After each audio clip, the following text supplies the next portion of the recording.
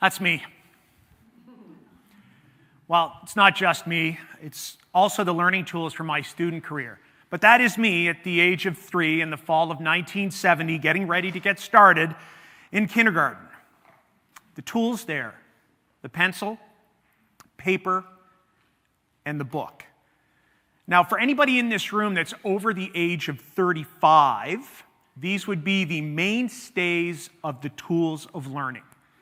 Now, I know we had variations on those tools. All of us can remember those nice little 64 crayon yellow box with the erasers in the side.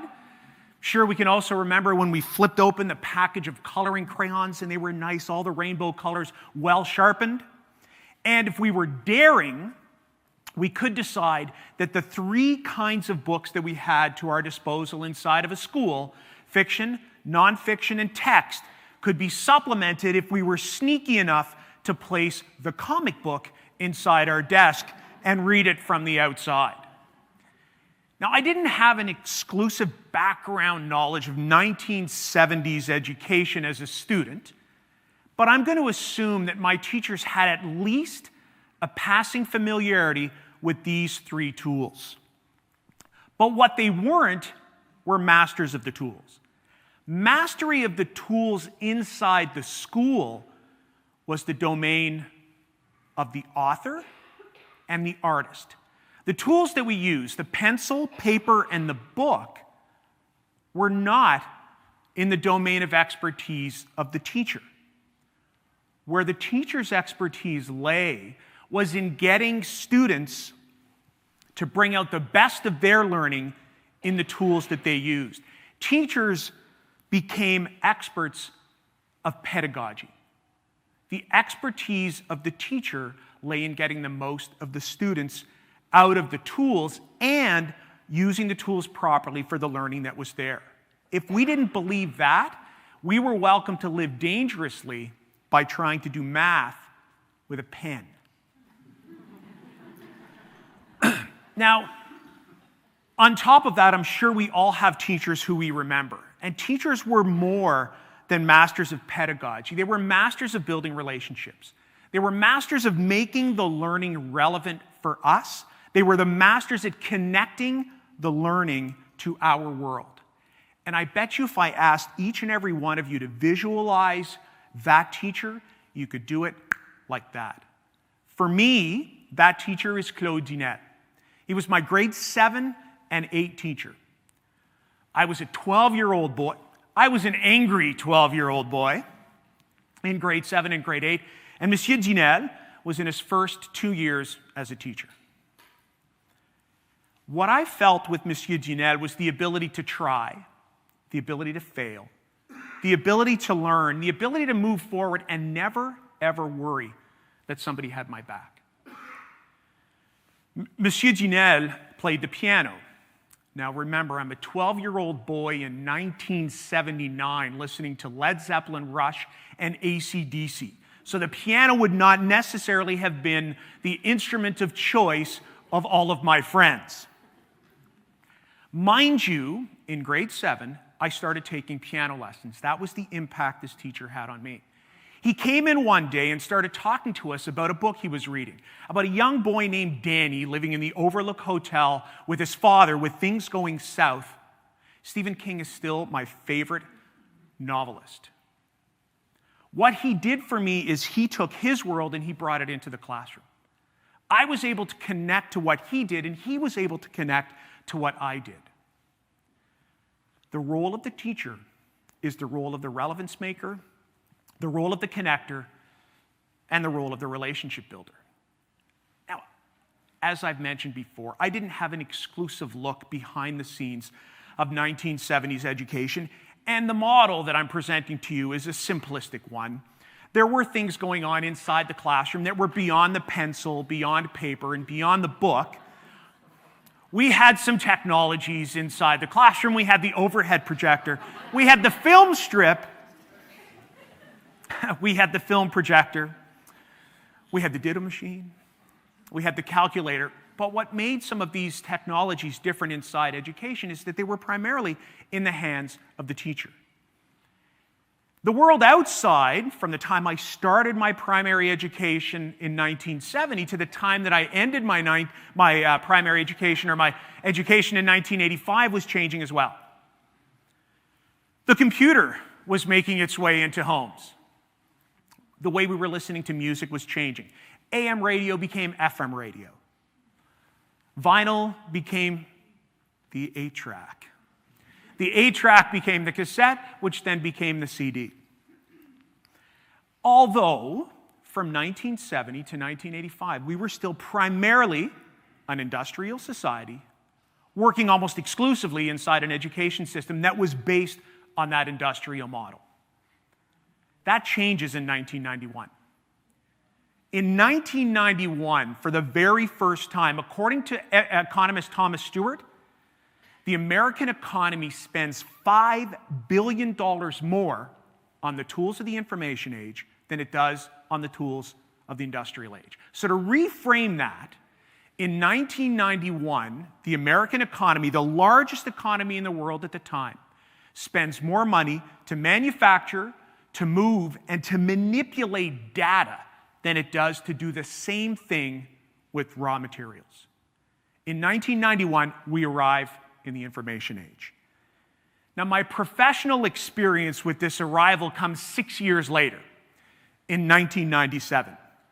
I'm in my 5th year of teaching, and I'm doing what a lot of my peers are doing. I'm communicating home with the monthly newsletter. In October of 1997, through my newsletter called Le Pupitre du Prof, I was teaching immersion at the time, I create a small feature called Enfin, le World Wide Web, describing to parents this new thing that was coming into our classroom that was somewhere between a roller coaster ride and a visit to the library. I'm not sure who I was trying to entice with that kind of a description. I also mentioned to both parents and students that we were going to be visiting databases. Again, I'm not sure who I was trying to impress, but we would also be visiting virtual museums and, more importantly, opening up the world, or opening up our classroom to the world for the very first time. The walls inside the classroom were very slowly going to be shifting from brick to glass. Now, from this time, from my revolutionary moment in 1997 to where we stand now, the world has changed exponentially. The world inside the classroom and outside the classroom has changed. I would be willing to bet that if I just threw out, would somebody please just make a phone call to Australia, most of you could pull out your phones and make that call. This is a great event to be able to highlight some of the changes in technology because we've been streaming this live since this morning, and many of you have been active on social media. A visit to a virtual museum is no longer a visit to a website. It's a 360-degree expedition which allows us to visit places virtually. What we can do now is we can go from having a concept from our heads and bring it into our hands simply by using computer-assisted design software and a 3D printer.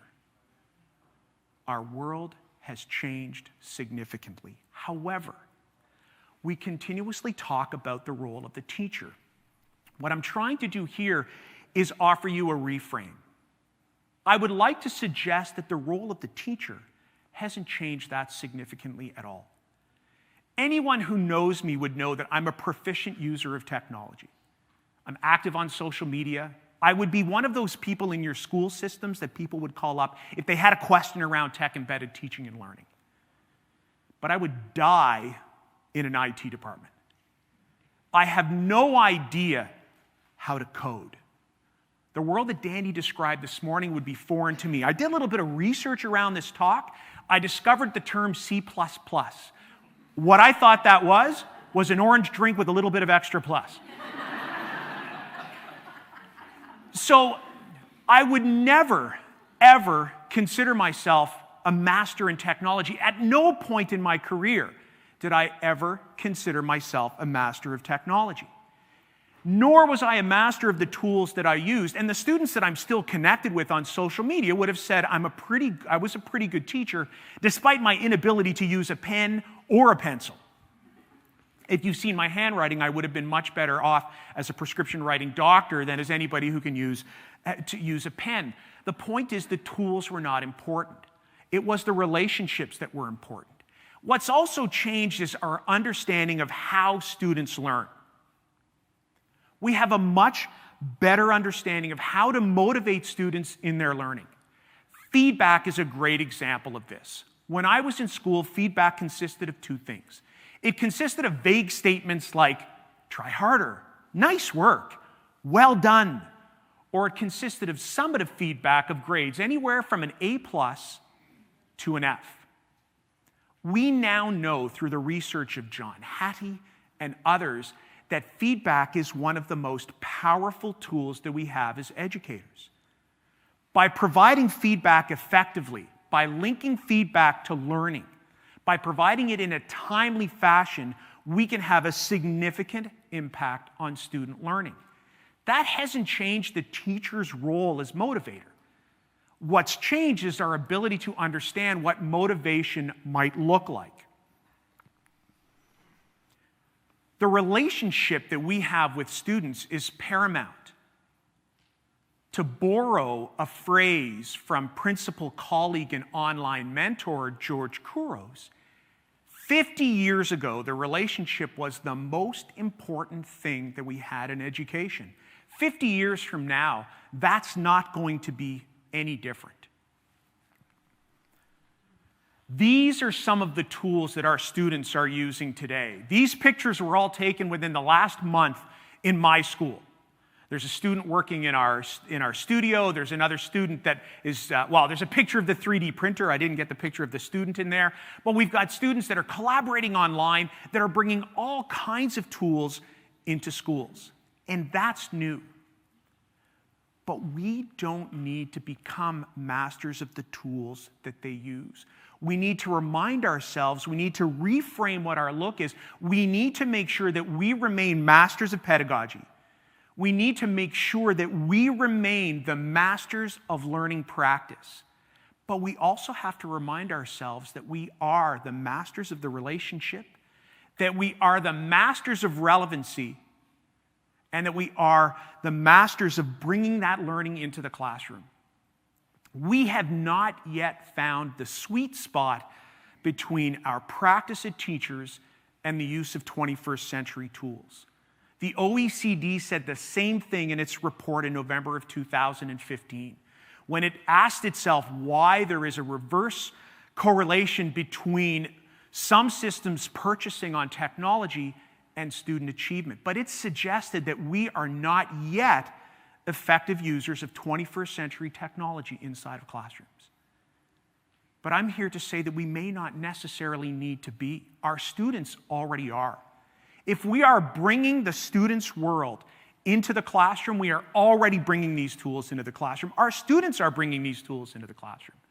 We need to make sure that we foster relationships, that we foster relevancy.